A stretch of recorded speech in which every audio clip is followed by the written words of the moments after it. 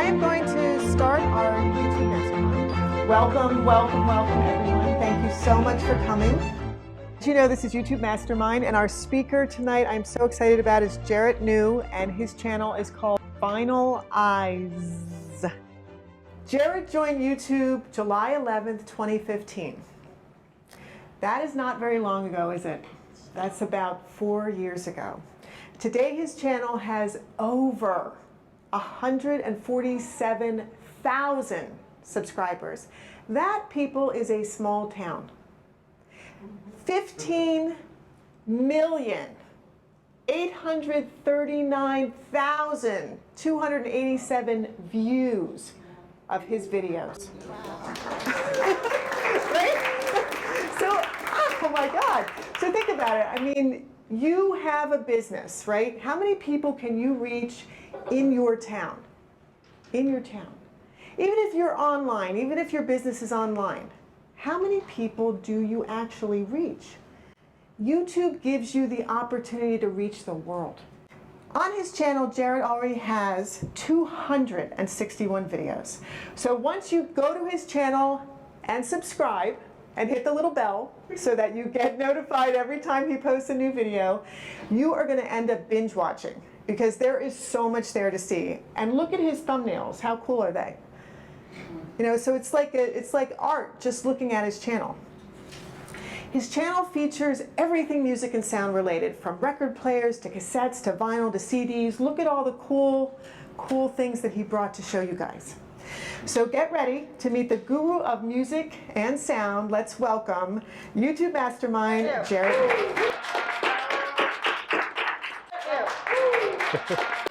All right. First of all, thank all of you guys for being here. You guys are awesome. So give yourself of applause too. And for Sheri, and for my mom for coming. She has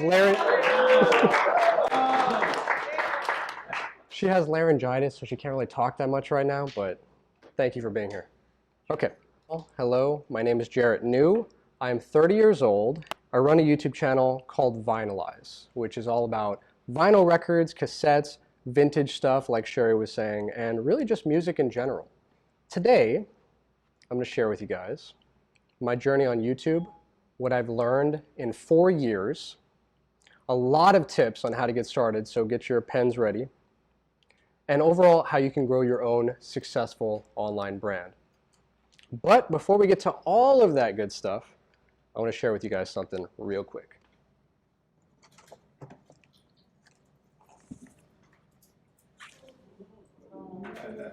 Wow. This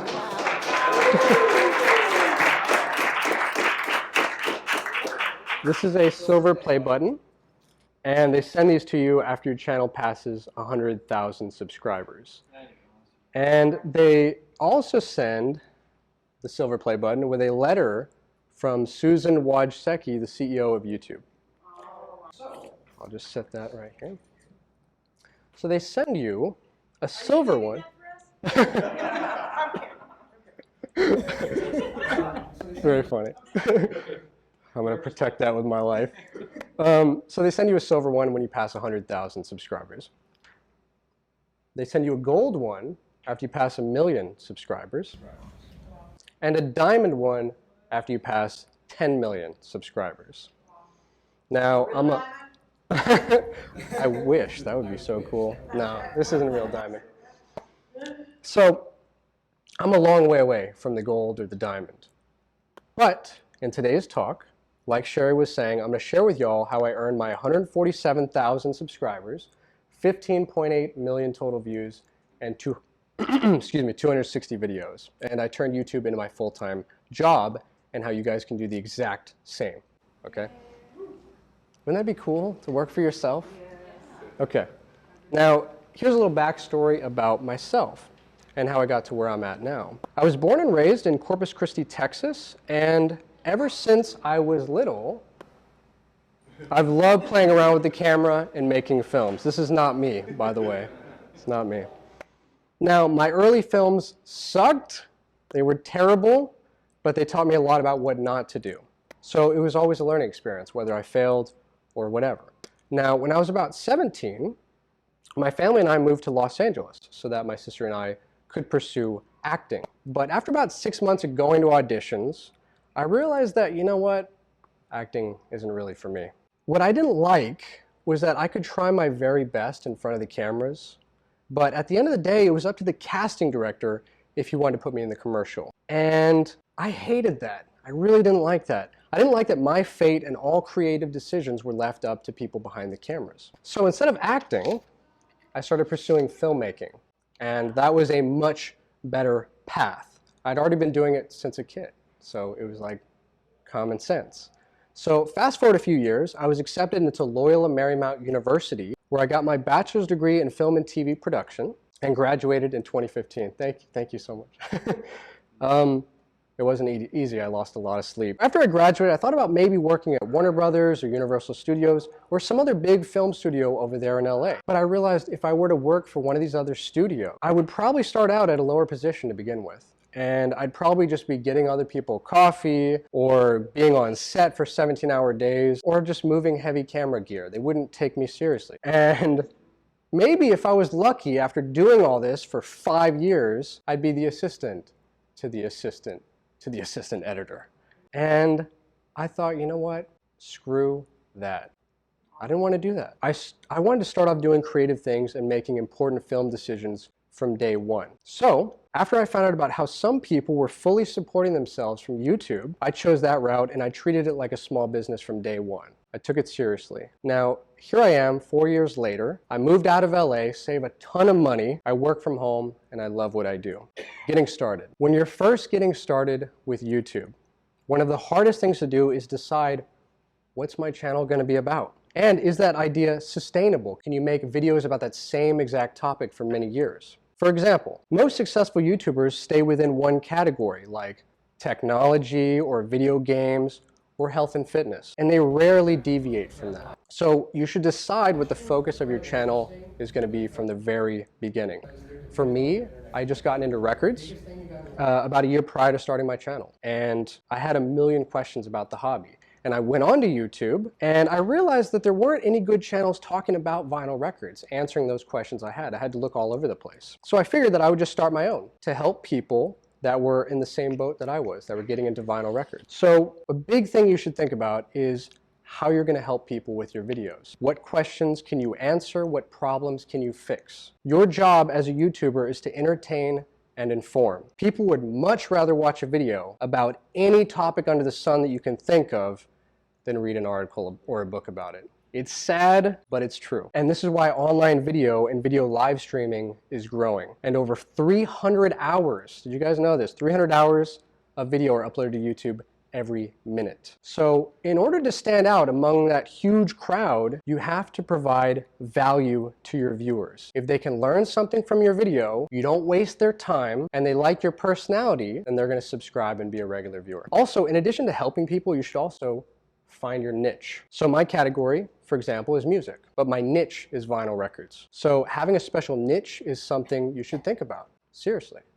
Even if channels are talking about similar things, you might be thinking there's a channel for everything now. How can I do it differently? That's what you got to think about. How can I find my niche? Let's talk money. Now, the next thing that a lot of people wonder about when they're first getting started on YouTube is how to make money. And there's a lot of misconceptions about how YouTubers actually get paid. So first of all, let me tell you that YouTube is not a get-rich-quick scheme. It takes a lot of hard work over a long time for little or no money in the beginning. So for example, in my case, I will be very honest with you guys. I only made 55 cents my first month on YouTube, which is not even enough to buy half a stick of gum. So every day, I'd be looking at the analytics and I would make either nothing or up to 3 cents. And, you know, I stuck with it. My parents believed in me. And after about a year, I could pay some bills with YouTube. And then after about a year and a half, I could pay all my bills with YouTube. So the simple takeaway here is YouTube is not a get-rich-quick scheme. Keep that in mind. It's going to take some time for the ball to get rolling. The most successful people on YouTube have been doing it consistently for many years. So just be patient, keep posting at least one video per week, and ask for subscribers, and you're going to grow. Now, speaking of money, another thing you should know is that it does not matter how many subscribers you have, only the number of views you get. So for example, if you have 15,000 subscribers, but you're only getting 50 views per video, you're not going to be making enough revenue on YouTube to support yourself. Now, here's how revenue works on YouTube without getting overly nerdy or technical about it. There's something called CPM, which stands for cost per thousand views. So this is the rate that advertisers pay to have their ads shown to 1,000 people. So if the CPM is $1 and your video gets 1,000 views, you make $1. If your video gets 10,000 views, you make $10. 50,000 views, $50, so on. Now sometimes that CPM goes up. For example, if you're making videos about real estate, which is a higher priced commodity, and then a real estate ad might play before your video. The CPM of that one could be $2, $3 or more. It really just depends, and there's a ton of other factors that I don't want to get bogged down talking about, but just remember this: more views equals more revenue. Also, as a side note, and this is why every YouTuber asks you to subscribe and hit the bell notification, because the more subscribers you have, the more views you get on average. And the more views, the more money. More subscribers, more views, more money. Think like that. Now, there are also 6 different ways to get paid while being a YouTuber. This is where I really want you guys to have your pens ready, okay? Number 1, Google AdSense. So it's not enough to just click monetize my videos on YouTube. You must create a Google AdSense account. Then you have to connect it to your channel and also connect it to your bank. And then only after you've passed the $100 threshold limit, then and only then will you receive a direct deposit. So when you're launching your channel, creating the AdSense account is one of the first things you should do. I actually set up mine before I even posted my first video, so do that. Number 2, YouTube memberships. Now, YouTube memberships is a new feature that YouTube came out with about a year ago and is offered to channels that have over 30,000 subscribers. So basically, your biggest fans can choose to be a member of your channel and agree to pay $5 every month to support your content. And also, in return, they get access to special perks. They get like custom emojis, badges, and also a members-only community tab where you can share messages, behind-the-scenes photos, live streams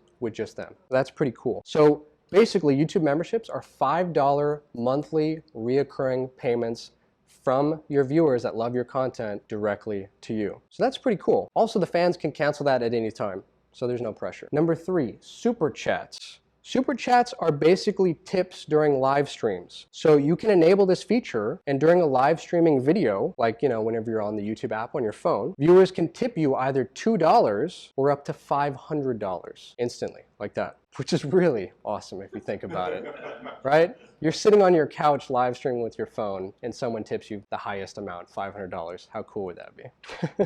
So these Super Chats are basically like 2 things in one. It's a tip, yes, but it's also a text message on the screen for everyone to see. And the more they pay, the longer that message stays on the screen for everyone to see. Now, I know you guys are probably worrying or wondering, what if someone writes a bad message and it stays up there for an hour, right? Well, YouTube has tools to moderate these comments, so that way you can deal with online trolls and stuff like that. So, and they're gonna already ban restricted words and stuff like that. So don't worry about that, and I'll talk about some of those tools later on. Number 4, Amazon Associates. Amazon has a program that you should definitely be aware of, and you need to write this down as well. Amazon Associates, that's what it's called. You gotta write that down. So basically, the way Amazon Associates works is if you talk about products in your videos which are sold on Amazon, and literally everything under the sun is sold on Amazon, then you can put special links to those products in the video description, and whenever people click those links and buy that product, you make a commission. So that's really, really cool. So for example, I talk about record players and vinyl records,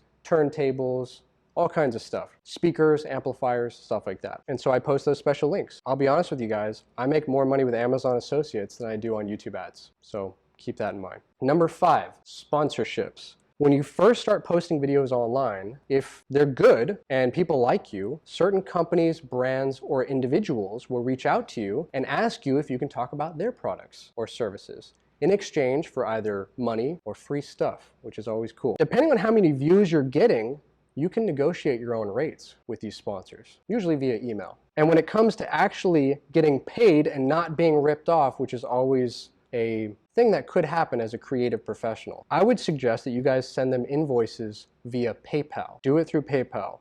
After your invoice is paid, you have the money instantly. So there's no worry about getting ripped off. So negotiate with the companies, send them an invoice, and don't post your video about them or their product until that invoice is paid.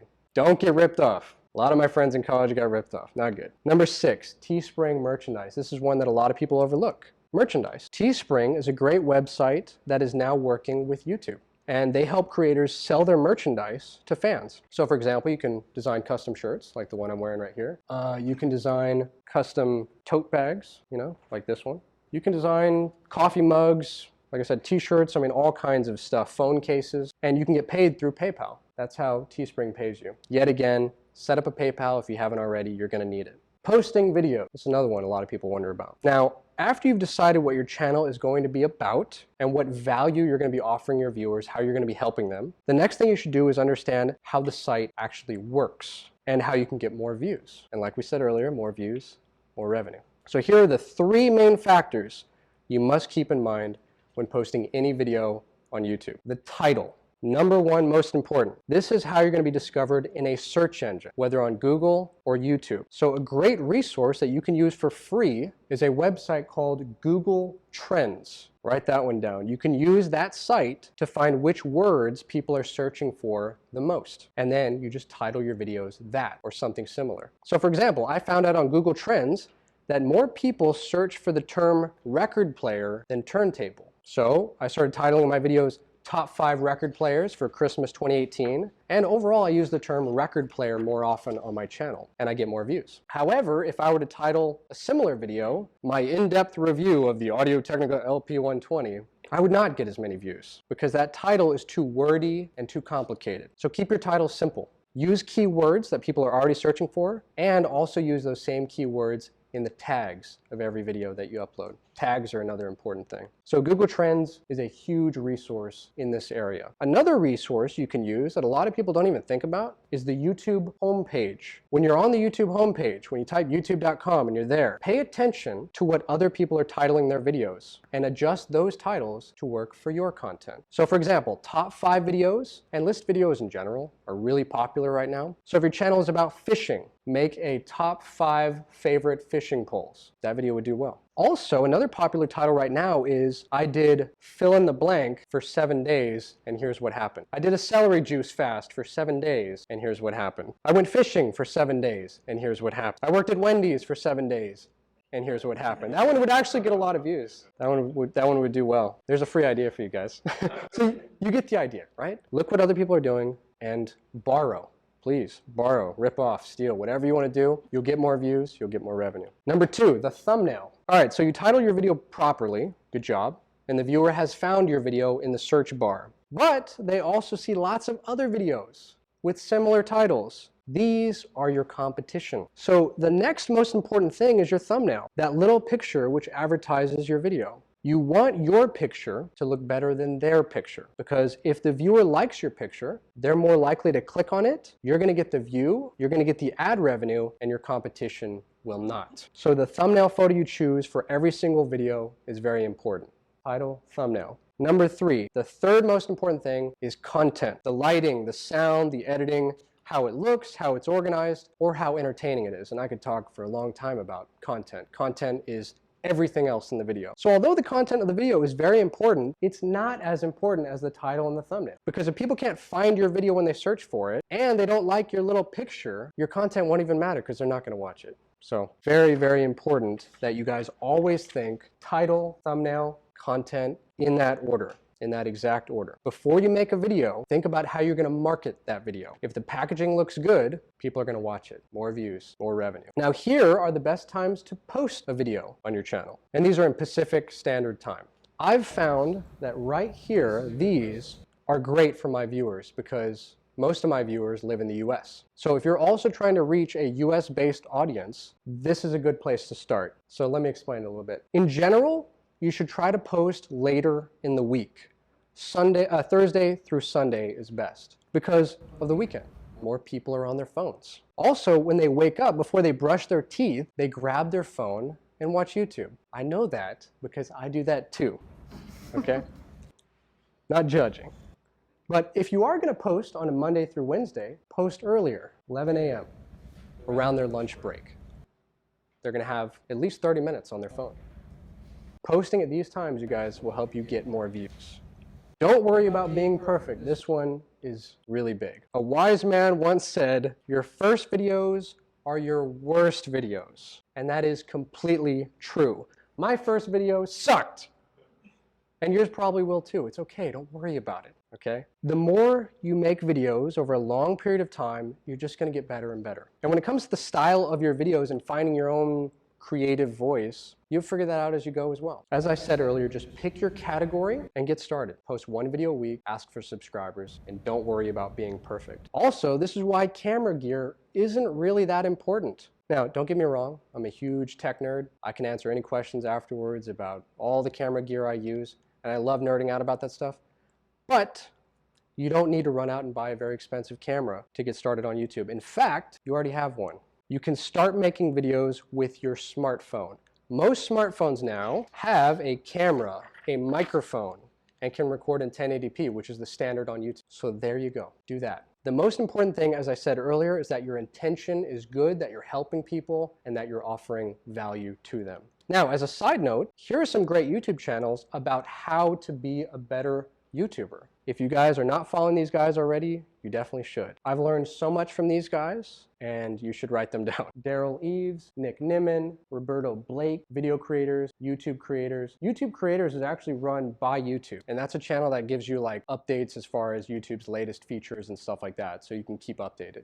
And then video influencers. Every single, even if you just subscribe to one of these guys, you're gonna learn a ton of information, because each one of these channels has gajillions of videos. So I can leave this on the screen as long as you guys need. Just write them all down, let me know. They'll actually give me a chance to get a sip of water. Just keep writing them down. These guys are awesome. This guy in particular, Roberto Blake, had a video about passive online income strategies that I watched a while back, and I loved it. It really planted a seed in my head. So he's really good too, all of them. And after we're done here, I can come back to the slide too, if you guys need time. Let's continue.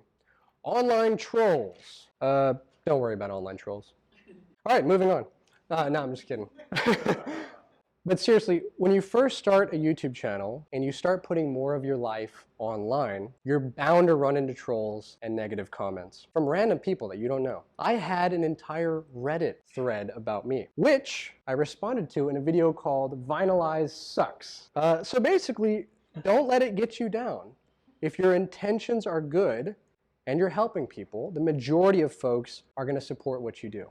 So for example, and this happened to me, so just keep this in mind when you start a channel. If you post a video and it gets 100 positive comments, but 2 negative ones, don't spend all day thinking about those 2 and completely forget the 100 positive ones. I've done that, don't do that. Try to stay positive. Now, another helpful tool that you can use as a YouTuber is the community settings. This area lets you hide certain trouble users and also block certain words. And you can also block third-party links to outside websites. So that's really good. Trolls like to use stuff like that to ruin your channel or to make you look silly or whatever.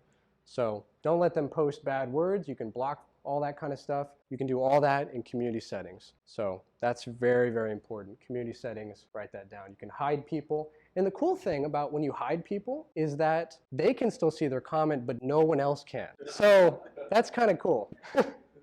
They're hidden, but they don't know they're hidden. It's wonderful. It's genius from YouTube. Right, you know, this is only during the live Everything on their channel. So anything they post from that user. Exactly. They're just hidden as a user. It's really cool. Collaborations. Now, I'm going to be honest with you guys. I am the worst person to talk to you today about collaborations because I've never done one. And the reason for that is because I wanted my viewers to build a relationship with only me. I want to be like, you know, their friend who helps them pick out the best audio equipment and also the best music to listen to. The stuff I brought here today. I love recommending cool stuff to people. So I've pretty much flown solo at this point. I kind of like doing stuff on my own. Maybe I'm a control freak, I don't know. But thank you. But a lot of other people, when they're first starting a YouTube channel, will start out by doing a collaboration. For example, my competitor, the YouTube channel Damn It Sandy, also talks about vinyl records, albums, and record players, and he started his channel several months before I did. Now, his real name is Matt, and he was dating a girl at the time named Sandy. So the channel name was kind of an inside joke between them. But we fast forward a little bit later and they broke up. So he had to quickly rebrand his channel. And because he has too many records, he called his channel Too Many Records. So anyways, there's an example of how things can change over time if you involve other people. That's something you might want to think about. And she was in like every single one of his videos. So keep that in mind. Other social media. Let's talk about the big three. Facebook, Instagram, and Twitter. You've heard all these before. All three of these have a very large user base, and it's actually in order. Facebook has the most, Instagram has the second most, Twitter has the third most. These two are actually run by the same company now. I don't know if you guys know. Facebook acquired Instagram. These are huge. So you should be using these sites in addition to your YouTube channel. You should be using these sites to funnel your viewers to watch your videos. Think of it like the funnel, all right? All your viewers are in different places. Some are scrolling on Facebook, some are on Instagram looking at cat photos, others are on Twitter having heated debates about God knows what. What you want to do is get all of them to stop what they're doing, head over to YouTube and watch your video. If your YouTube channel is called Fishing 101, you should also have a Fishing 101 Facebook page, a Fishing 101 Instagram account, and a Fishing 101 Twitter account. And once you do that, and your video is posted to YouTube, share that video link on the Facebook page, the Instagram account, and the Twitter account, all right? Funnel everyone to your YouTube videos to get more views and get more revenue. Now, another cool resource that you can use is called Hootsuite. This is a free website, and it allows you to see all of your social media accounts in one place. And you can also schedule posts in advance. So you could schedule Facebook posts, Twitter, or Instagram posts weeks in advance if you want to do that. So that's really cool. So instead of having to have all these tabs open on your computer, you just go to one place. So that's really cool. It helps you keep track of everything. And I actually use Hootsuite with every video that I post. So it's a very good resource. Now, another important thing that we should talk about is what not to do on your YouTube channel. I've told you a lot of cool stuff of what to do. This is what not to do. YouTube is a private company, and they're kind of strict on a couple of things because overall they want to keep their advertisers happy and not lose money. So here's a list of things you should avoid. Don't join a multi-channel network. Most of them are scams designed to take your ad revenue and offer little to nothing to you in return. When my channel first started to grow, I had several offers from these types of networks, like dozens, and I said no to all of them. They're not necessary. You don't need their help. You can do it yourself. Stay independent, okay? Don't use copyrighted music. This is huge on YouTube, copyrighted music. So no Ariana Grande, unfortunately, sorry. Okay, if you know their name, don't use their music, or you're gonna get demonetized. YouTube has a very strict content ID system, which is very unforgiving. So don't play anything unless it's 100% royalty free. Two good words you gotta remember, royalty free music. There's entire websites dedicated just to that. Don't use copyrighted video or demonetized. So no clips from Fox, MSNBC, CNN, a TV show, or anything like that. Don't do reaction videos, because if you're showing other people's video content in your video, like a movie trailer or a scene from a movie, that video could get demonetized. I did a reaction to the slow-mo guys. They destroyed a record at high speed. That video got demonetized as soon as I uploaded it. Before it was even posted, it was demonetized because of YouTube's algorithms. And also reaction videos are kind of lazy, let's be honest. Don't record videos where they're playing music in the background. This is something a lot of people overlook. Like at a record shop, if they're playing music over the speakers, a grocery store or a coffee shop, Starbucks, they're playing music over the speakers. Don't do that, because that video could get demonetized. The microphone of the camera will pick it up and it will register that a Rihanna song is playing and you'll get demonetized. Don't use vulgar words in the title of your videos, because they could be instantly demonetized from the YouTube algorithm as well. You don't have to title your video cute fluffy kittens or advertiser friendly content, but if you title your video suicide bomb, probably not a smart idea. Not a smart idea. Don't do that. Also, don't curse during your videos, because that's not advertiser friendly as well. However, and this is good, you can bleep out your cussing during the editing. That's totally acceptable. I've done that many times. Also, and this is a big one, especially recently, if you want to be successful long-term avoid politics. It's such a toxic time online right now, and you're bound to piss someone off regardless of what side you're on. And you also don't want to alienate any of your viewers. So just keep that in mind. Stay neutral. It's going to be safer long term. Now, if you break one of these rules, your videos could get demonetized. Your whole channel could get demonetized. You could get a copyright strike. And after 3 strikes, your whole channel could be shut down entirely, which would suck.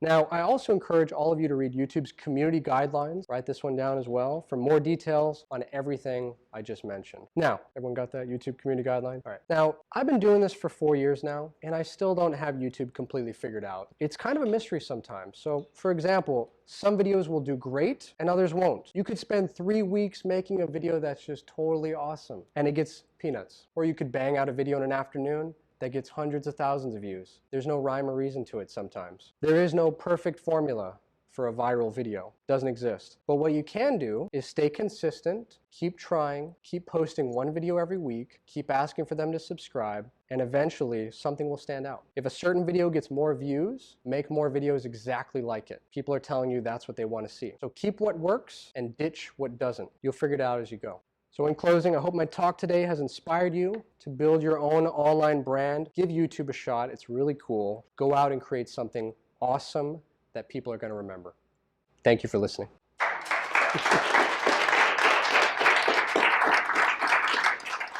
Also, now I can start answering questions. If you guys want to come up here and check out any of this cool stuff, feel free. And the YouTube silver play button. What's up, man? So I have a couple of questions. Sure. Question, it's really not related to YouTube, but vinyl records. Like, I know nothing about them. Why? Is it like an acoustic thing? Like, this is a serious question. Yeah, no. Like one of those cool retro, like old school thing? Yeah. Or is there like a certain acoustic benefit to the technology? It's both. I started getting into records because it was kind of vintage and kind of like nostalgic. Sure. I grew up on cassettes on the very tail end and then CDs, and I wanted to connect with like a technology that was kind of, would get me off my phone and just listen to stuff off the grid. So I originally was just fascinated by like how beautiful some of these things are, you know? So it's an aesthetic. Yeah, it's an aesthetic. Well, once I started looking at how beautiful the records are and everything, I started researching more. I'm like, a lot of people think they sound scratchy, clicky, poppy, crappy, but if you have the right equipment, they can sound incredible. They can sound really, really good. So it's nostalgia, but it's also the technology behind it too. So these questions are related to YouTube. Okay, so you said super chats, you could actually get tips. Yes. Right, and now this is only during the live session streams. Correct. So that's almost an incentive for us as YouTube creators to do a lot of live sessions. Exactly.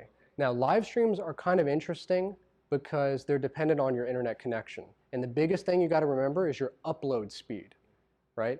So you guys are here in Phoenix, Cox, I think they have a gigablast plan. That's going to be insane. If you're getting into YouTube seriously, you might want to get that because upload speed is very important. You could upload all day long on your phone if you have that. Very important. Another thing, YouTube, that I didn't even mention this talk, YouTube has YouTube Premiere videos. So you can live stream on your phone, but you can also do a Premiere video, which is a video that you've edited, uploaded to YouTube, and made it a Premiere video. So basically the idea is everyone's watching it at the same time. So at like noon, we're all going to watch it together. And you as the YouTube creator should be there, and the comments are live. And people can also super chat during those. So it's actually not a live stream, it's something that's already been pre-recorded? It's pre-recorded, but the chat is live. Got it, okay. And you're all watching it at one time in one place. And you can get tips during that, super chats during that. All right, my next question is, so there are certain industries that will pay very well. For example, cosmetics, supplements. Yeah. What are other industries that you're aware of that pay pretty good money? Tech. Technology and video streaming if you're good at it. Okay, Yeah. so tech's a pretty broad industry. Yes. Are you talking like cutting edge, like drones, AI? Yeah, drones, computers, phones. If you get sponsored from those, I mean, it's going to be pretty incredible. Marquez Brown Lee, iJustine, Unbox Therapy is another one. I mean, tech channels talking about the latest phones. And there's always phones coming out like every month but from different brands. So that list of tech companies, can I get that from you later? I don't want Yeah, sure. Yeah. Cool, Yeah, completely. One of my last questions is, do you edit your own videos or do you outsource those? I do. I do everything myself. Why? What's the benefit of that? So like my background is film and TV production ever since I was little. I love editing. That's actually my favorite part. What Actually, do you use? And I didn't mean to interrupt. yeah, a Final Cut Pro 10. That's what I use. Final Cut Pro 10. That's my editing program. A lot of people use Adobe Premiere or the really professional ones like movie studios and stuff use Avid. Way too complicated for me. I don't know how that works. But Final Cut Pro 10 and Adobe Premiere are the two biggest ones. Final Cut Pro 10 is about 300 bucks. If you have a Mac, you can download it right through the App Store. I love tinkering around with the videos. I'm actually way more comfortable sitting in front of my computer screen, you know, just like late at night, having an all-nighter just editing session. It's like I just get into the flow state and I don't even, time goes by and I'm like, oh, I gotta eat today. Yeah, so Final Cut Pro 10 is really good. I edit all my own videos. And I was talking about multi-channel networks a second ago, and the thing with those is if you can't do stuff on your own, if you don't wear a lot of hats, if you don't know how to edit, if you don't know how to film or hold a camera or lighting or anything, you're going to be paying other people to do those. Now, another thing I didn't even mention, YouTube takes half of your ad revenue. Just to put your video on their platform, if your video makes $10, they're going to take $5. But that other $5 is completely yours. So if you have to pay editors, if you have to pay your multi-channel network from some really crazy 2-year contract or something like that, which you totally don't need, that other half of the pie is just disappearing. And before you know it, you're spending so much time doing this but getting little to nothing in return. The more hats you can wear on your own, the better. Right now, because I talk about physical music, vinyl records, I talk about speakers, amplifiers, record players, stuff like that, I get paid the most from Amazon Associates. And then after that, I get paid second most from Google AdSense, and then third most from membership. I'm sorry, I don't even have this enabled yet from sponsorships.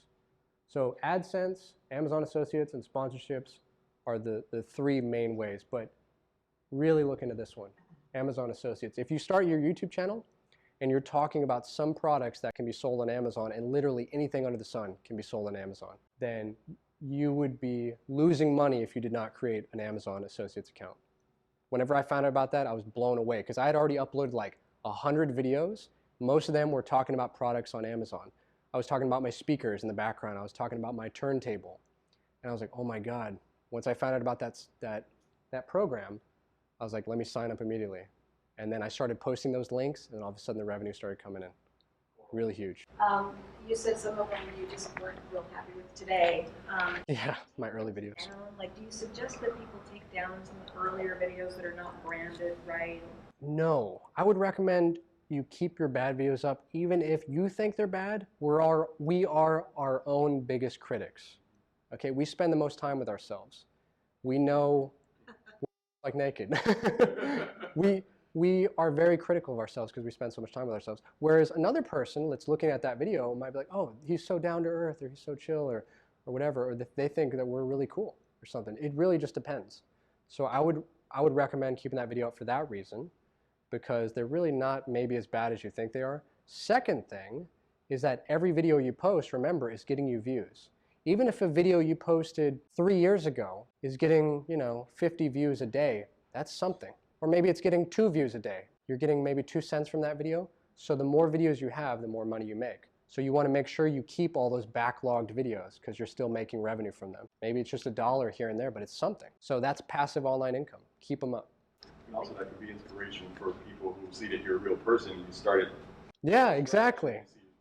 And there's a tab you can go to YouTube and you can click sort by oldest video, and they can see your first video.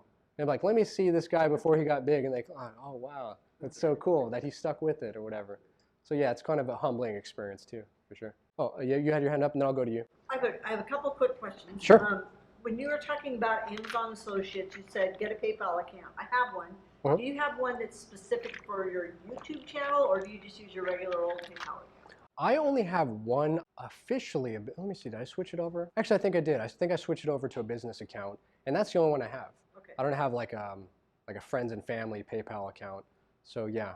In the business one, even to send an invoice, they charge you a 2.9% processing fee, but your sponsor can pay for that. You can add that as like a tax in the invoice. So you can, so if you're asking a certain amount, you can get round numbers instead of like, oh wait, I didn't get the full amount because PayPal took 2.9%. So yeah, you can add that to the invoice. Where do you get your thumbnails? Do you make your own? I make all my own. Okay. What do Yeah. you use for that? A pirated version of Photoshop CS6. Because here's the thing, Photoshop and Adobe got real greedy. Oh, what's that? yeah, okay. Who's listening? Edit. So this is my personal opinion, okay? So I won't get in trouble. Adobe, they used to have owned software. So you'd pay $500, $600 and you own Photoshop, CS1, CS2, CS3. Now they've upgraded to like a Netflix, you pay every month, subscription-based model. And at that point, I'm like, okay, I'm just gonna pirate Photoshop from now on. But I started doing Photoshop when I was in college, and you know, if you don't know Photoshop, there's a website I didn't even talk about called Fiverr, Fiverr, and you can look up people that know Photoshop who can Photoshop your thumbnails. So that's another resource you could use for sure. And then the last one, as far as the third-party websites that you block, Yes. does that mean that they're going to glom onto your video and try and like sell something or move people over Yes. there? Yeah, the idea is they're coming to your video, and if your video has 1 million views, they're like, okay, great, this is like a billboard for my channel, right? So I'll post a link to my channel in the comments, or I'll post a link to my friend's buddy's cousin's website or something, or I'll post a link where we're saying a bunch of bad stuff about you on some Reddit thread or whatever. You know, you can block all of that because you want them to stay there watching your video and watching your ads. While you have them there, you don't want them going somewhere else. So can you monetize right away, like right off the bat? When I started, you could monetize from day one. So to monetize, you have to be a YouTube partner. And when I first started, this is almost 4 years ago. Oh, hey, Sam. How you doing, man? About 4 years ago when I started, you can be a YouTube partner from day one with 0 views and 0 subscribers. Now they've changed the rules. I think you have to have something like 1,000 subscribers and what was it? 4,000 watch hours. And what they did with that is they're trying to make sure that you're serious about YouTube. They don't want someone who posted one video 10 years ago to be still making money off that video or something.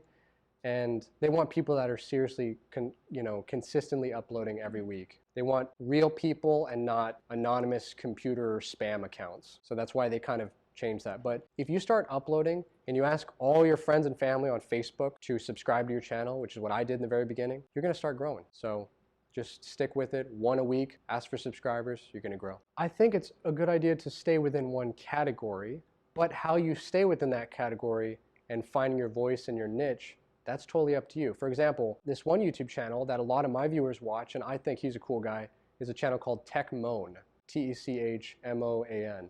And what he does is mostly talk about technology. It's mostly vintage technology, like alarm clocks that have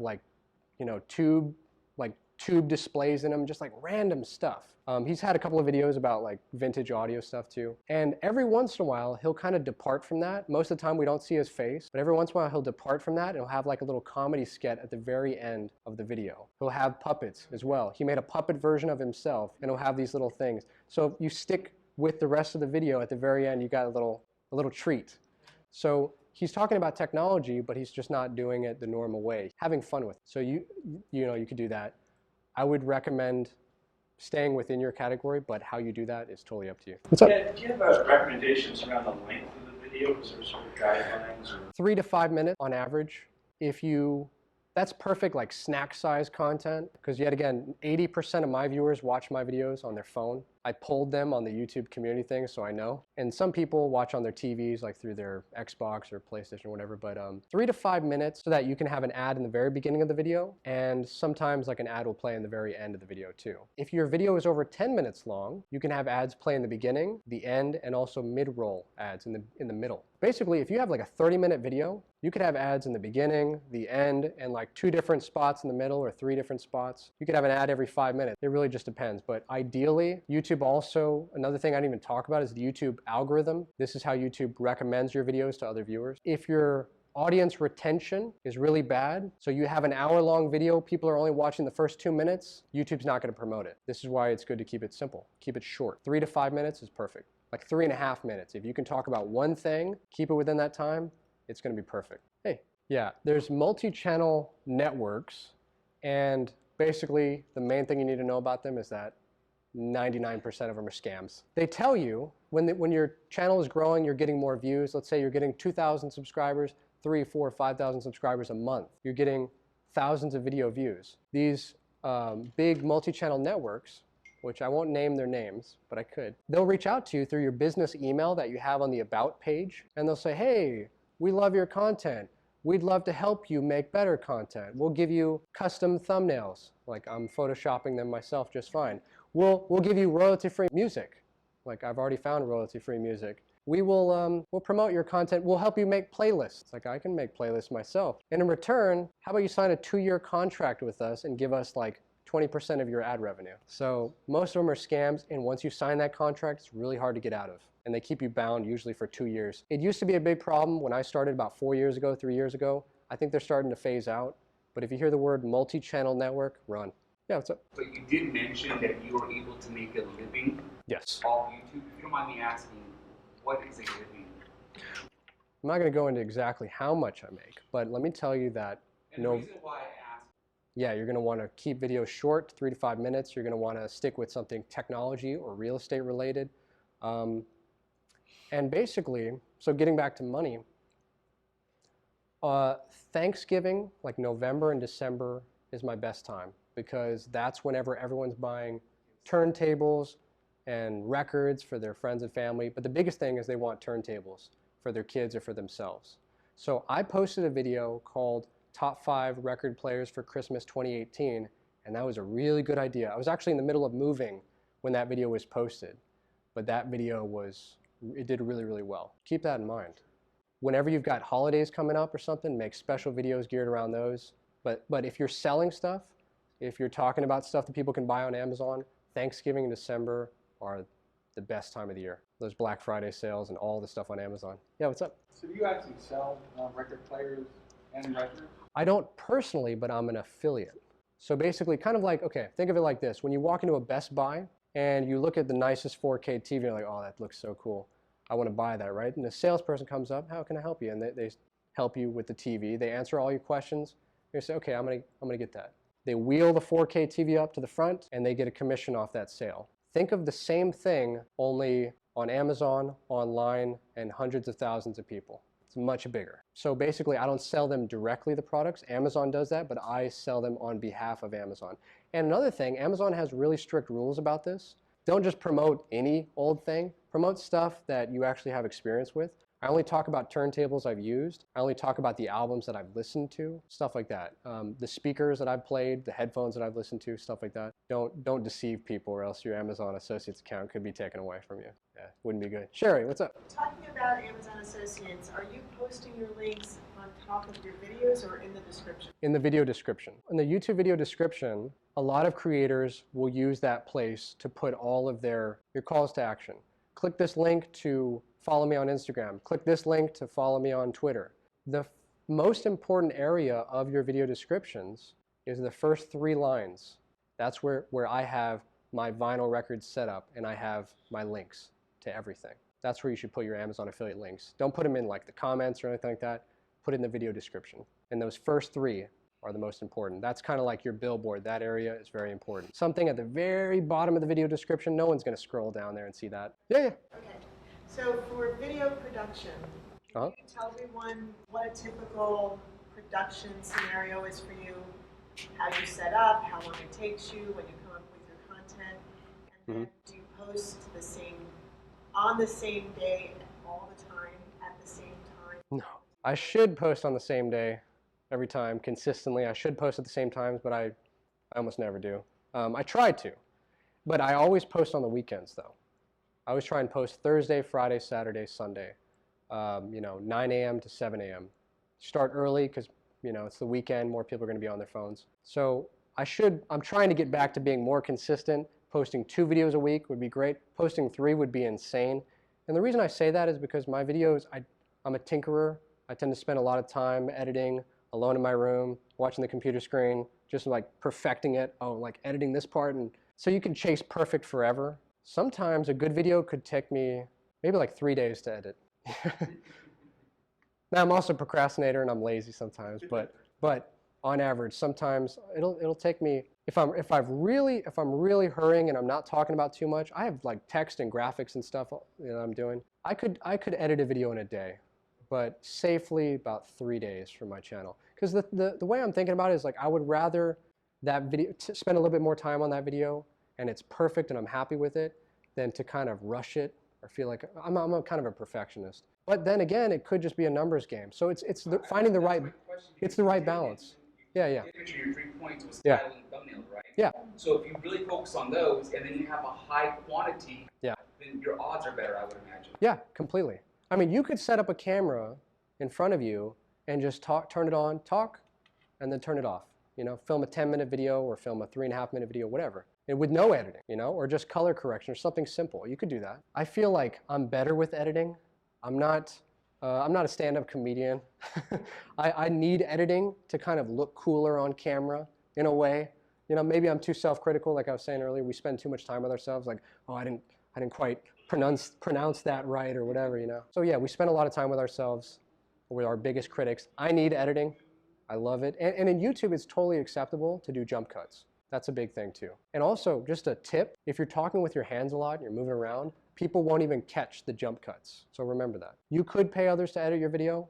I wouldn't trust anyone else with my videos. If you want to record a video, sit down for 10 minutes, record a video, and pass the footage off to someone else that you're paying, you can totally do that if you want. If you want to get, or actually sit down, if you're talking about like quantity here, sit down, record 10 videos at once, then hand that off to someone and have them do it. Really a numbers game. It's about mixing how fast can you make videos, but also how good can the quality and the value to the viewer be. So it's kind of a juggling game, which I'm still kind of figuring out. Yeah, what's up? Have you thought about what you're going to do with the shows idea? You know, if YouTube is shifting to that kind of... Yeah, it seems like now they're kind of promoting a lot of mainstream kind of content, a lot of like Late Night with Jimmy Kimmel and stuff like that, like big stuff on YouTube. But I still see videos in my recommend from Unbox Therapy and iJustine and Techmoan, that little smaller channel. Yeah, so it's not a completely, it's still a good place for smaller creators. You know, it's not only for the big guys, although the big guys are kind of taking more YouTube space, there's still enough room for everyone. Basically, if your videos are good enough, if the content, your thumbnail, your titles are good, you're gonna grow. There's one channel that I came across called like Primitive Technology. This guy goes out in the woods and builds an entire hut out of like logs, doing everything by hand. Even his axe is like a stone tied to something else. He gets millions of videos, millions of views every time he uploads a video, and he only uploads maybe like once a month, if that, maybe once every 2 months, and they get millions of views. People just are so in love with his content, they will watch every video he posts. If you come up with the right content and everything, the right thumbnails, right titles, you could post a little bit less frequently and people will still watch your stuff. Yeah, keep that in mind. What's up? That's mostly, a lot of my video description is Amazon associate links. Yeah, use it and organize it by categories. So, for example, if I have a sponsored video, like, let me see. This is one of my sponsors called Vinyl Moon. Every month they press records and they send them to people in the mail.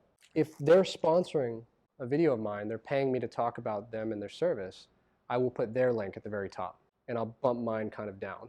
Mine will still be there, but they're not as prime real estate as the top. So it should be calls to action. I mean, you could put like maybe 1 or 2 sentences, like in this video, I'll be talking about my favorite colored records or whatever. You could do that, but I think it's unnecessary because if they want to know what your video is about, they're already watching it. So just use the video description as calls to action. Having the title, top 5 favorite colored records, would be having the title and the tags be colored records or record player. That's way more beneficial than putting them in the description. Description should just solely be reserved for calls to action. I want you to click here and subscribe to me on other social media, or click here and here's the product I'm talking about, stuff like that, links. Yeah, what's up? How do you figure that out? Well, what you do is see how many views you're getting. Like I said, subscriber number, I mean, it's good. You're reaching more people the more subscribers you have, but at the end of the day, it always depends on how many views you're getting. If you post a video and every time you post a video, you're getting 100,000 views, you're doing something right. And I mean, you could have 10,000 subscribers, but you post a video and you get 100,000 views. You're really growing fast. So you are valuable. If you're talking about beauty products and a sponsor says, oh, we make the best makeup or whatever, okay, well, you can ask more from them. And that's a total personal decision. You can, you know, deal with them on your own. I've tried to get better at negotiating, but that's probably my I'm really good at like editing and the creative stuff. Sometimes I'm not the best at talking with other sponsors, but we work something out. Like this sponsor, Vinyl Moon, whenever I was still living in LA, we sat down and had like a little meeting at a juice shop for 2 hours and just talked about mostly music and just kind of got the feel. So if you can meet with people in person, that'd be really good. But yeah, you can negotiate your own rates based on how valuable you are, based on how many views you're getting. If you're only getting maybe 20 views per video and you're not growing in subscribers and stuff, you're probably not going to be able to ask for very much. But if you see that you're growing and you've got 10 emails in your inbox all from sponsors, that means you're doing well. Yeah, what's up? Speaking of 4K, do 4K videos get preference or prioritized over other? That's a good question. 4K videos actually are getting prioritized over. Is that true? Or? Where did you hear that? Wow. Who was it? A certain channel that told you that, or? So yes, it actually is a pretty prominent YouTuber, and his focus is actually YouTube. Wow. I look like I just taught you something. Wow, that's pretty. I didn't know that. Yeah. Well, because here's the thing. My iPhone 8 Plus can record in 4K. And like I was saying, this is how you can get started on YouTube. It has certain features in the camera mode and the settings where you can set the default. Do you want to record in 1080p, 30 frames a second, 60 frames a second? Do you want to record in 4K? If you record in 4K, get the one with the bigger hard drive because you're going to need it. And then if you try and upload a 4K video to YouTube and you're getting 5 megabits per second upload, it will take you 2 days. And if your internet has any little glitches or it times out during that, you got to start over. That's why I say start with your phone and get the fastest internet connection that you can, especially upload speed. To answer your question about 4K videos, I haven't actually heard that. But I have noticed that big channels like Marquez Brownlee and Unbox Therapy, some of the big ones that have like 10 million plus subscribers, I've noticed they have the little 4K symbol on the bottom left. When you're scrolling through the thumbnails, they have the thumbnail that looks awesome, the title, and then on the bottom left it says like 4K. That could be true. Yeah, they're favoring people that have a higher production quality. No, I record in 1080p. Yeah. Just did a video about a turntable that a company sent me. And so I talk about it, I film it, and here's the thing, even though I got this product for free, I tell my viewers all of my thoughts about it are my own. So if something about it sucks, I'm going to mention that. I don't want to be just beholden to the sponsor in the sense of like, if they have a bad product, I can only say nice things about it. And here's another thing, you pick the sponsors that you feel only have good products. That's a big important thing too. But what you do is you make the video talking about the product and then post a link to their website or directly to that product where people can buy it. And then they handle the fulfillment on their end. Yeah, you can talk with them ahead of time and say, hey, I'm going to post a video on a Thursday. Do you have enough stock? And they say, yeah, okay, we're ready for it. We'll put it on our social media too. Yeah, you can work that out with them. Kind of add on to that because do affiliate marketing. Yeah. Have your squeeze page because yeah, using email lists is another important thing to do too. Another thing about affiliate links, Amazon is probably the biggest one, Amazon Associates, but eBay has an affiliate program. B&H Photo, speaking about tech stuff, B&H Photo has an affiliate program. Another thing you can look into, if the vast majority of your viewers are not in the US, if they're in another country, Amazon has programs, Amazon Associate programs in other countries. So that's important to know too. Yeah, I don't know too much about that, but YouTube, basically they don't have different versions of YouTube for different places. It's one place, but the ads that are shown before your video will be different based on where they're at. So for example, I post a video here in Arizona. If someone in California is watching an ad, it might show an ad for a company that's paid Google through their AdSense that's right there in Venice Beach or something. Or if someone is watching my video from Japan or the UK, a local business from there, in their own language. So that's something to be aware of. But yeah, there's not different versions of YouTube depending on the location. Yeah. I actually have yes. Most of my viewers in the US, about 10% are in the UK, and throughout Europe, some in Germany, just all over the place. Most are in the US, 10% in the UK. Did you have a question? Okay, I do. I use the free version. I haven't paid for it. Yeah. You can connect your Facebook, your Instagram, and your Twitter. So you use YouTube to post and schedule the video, but I'm on Hootsuite.